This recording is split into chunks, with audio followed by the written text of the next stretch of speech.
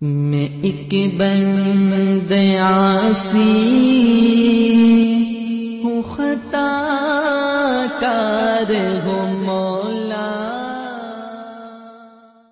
الحمد للہ وکفی وسلام علی عباده الذین اصطفی، اما بعد فاعوذ باللہ من الشیطان الرجیم، بسم اللہ الرحمن الرحیم۔ قال اللہ سبحانہ وتعالی فصل لربک وانحر، صدق اللہ العظیم۔ میرے محترم بھائیوں، دوستوں، قربانی کے ایام قریب ہے۔ اس سے پہلے ہم قربانی کے متعلق احکامات معلوم کر لیں، اس کے فضائل اور مسائل ہمیں معلوم ہو جائے تاکہ یہ قربانی اس کو ہم صحیح طریقے سے ادا کرنے والے بن جائیں۔ سب سے پہلی بات تو یہ ہے کہ قربانی کسے کہتے ہیں۔ عربی میں قربانی کا معنی قریب، نزدیک ہونا یہ ہے، چونکہ قربانی کے ذریعے اللہ تعالیٰ کی نزدیکی اور قرب طلب کی جاتی ہے، اس لیے اسے قربانی کہا جاتا ہے۔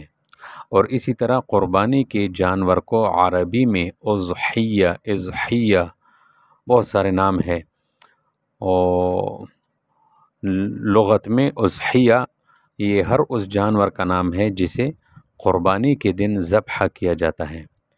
اس آخری لفظ کے اعتبار سے اس دن کو یوم الاضحیٰ یعنی قربانی کا دن کہتے ہیں۔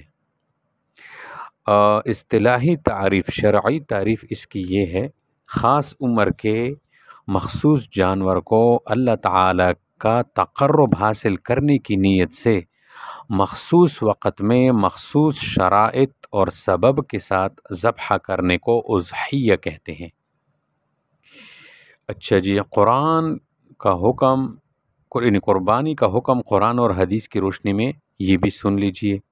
اللہ تعالیٰ کا فرمان ہے فَصَلِّ لِرَبِّكَ وَانْحَرْ، جس کا ترجمہ ہے کہ اپنے رب کے لیے نماز پڑھیے اور قربانی دیجئے۔ یہاں تین ایسے قرائن ہیں جس سے نحر کے معنی قربانی ہونے کے متعین کر دیے ہیں۔ اول یہ ہے کہ قرآن میں اکثر مقامات پر نماز کے ساتھ مالی عبادات مثلا زکوٰۃ کا ذکر کیا گیا ہے۔ یہاں آپ دیکھیں فَصَلِّ لِرَبِّكَ وَانْحَرْ، یہاں صلات کے ساتھ نحر کا لفظ ہے۔ اگر اس کے معانی قربانی کے ہو تو پھر قرآن کے عام ترتیب قائم رہے گی۔ دوسری بات، عربی زبان کے عرف میں نحر کے لفظ سے ذہن فوراً قربانی کی طرف منتقل ہوتا ہے۔ اور تیسری جو ہے یہ حدیث ہے، سعید بن جبیر رضی اللہ تعالیٰ عنہ سے ابن جریر وغیرہ نے نقل کیا ہے کہ یہ حدیث واقع حدیبیہ کے موقع پر نازل ہوئی کہ آپ علیہ السلام نے خطبہ دیا، دوگانہ نماز ادا فرمائی اور قربانی کی، جو گویا اس آیت کی عملی تفسیر تھی۔ اور پھر یہ کہ امام مجاہد رحمۃ اللہ علیہ اور قتادہ رحمۃ اللہ علیہ جیسے اہل علم کی تفسیر میں ان کا جو مقام ہے وہ محتاج اظہار نہیں، وہ بھی اسی کے قائل ہیں۔ سورۃ الانعام میں اللہ تبارک و تعالی ارشاد فرماتے ہیں قل ان صلاتي ونسكي ومحياي ومماتي للہ رب العالمین، اس کا ترجمہ ہے کہ آپ فرما دیجئے کہ بے شک میری نماز اور میرا حج اور قربانی اور میری زندگی اور میری موت اللہ تعالیٰ کے لیے ہے جو تمام جہانوں کا رب ہے۔ یہاں آپ دیکھیں قل ان صلاتي ونسكي، یہ نسک، یہ لفظ قرآن میں کئی موقعوں پر قربانی کے لیے استعمال ہوا ہے، جیسے سورۃ الحج میں آپ دیکھیں آیت نمبر 34 میں، اور سورۃ البقرہ آیت نمبر 196 میں، گویا یہ لفظ اعمال حج کے لیے بھی استعمال ہوا ہے۔ لیکن چونکہ یہ آیت جو میں نے آپ حضرات کے سامنے تلاوت فرمائی، یہ آیت مکی ہے اور حج کی فرضیت مدینہ میں ہوئی ہے، اس لیے ضروری ہے کہ یہ لفظ قربانی ہی کے معنی میں ہوں۔ اچھا، حدیثیں جو قربانی کے بارے میں وارد ہیں ان کی تعداد بے شمار ہے اور حد تواتر تک ان کے پہنچنے میں کوئی شبہ نہیں۔ چند حدیث میں آپ حضرات کے سامنے پڑھتا ہوں۔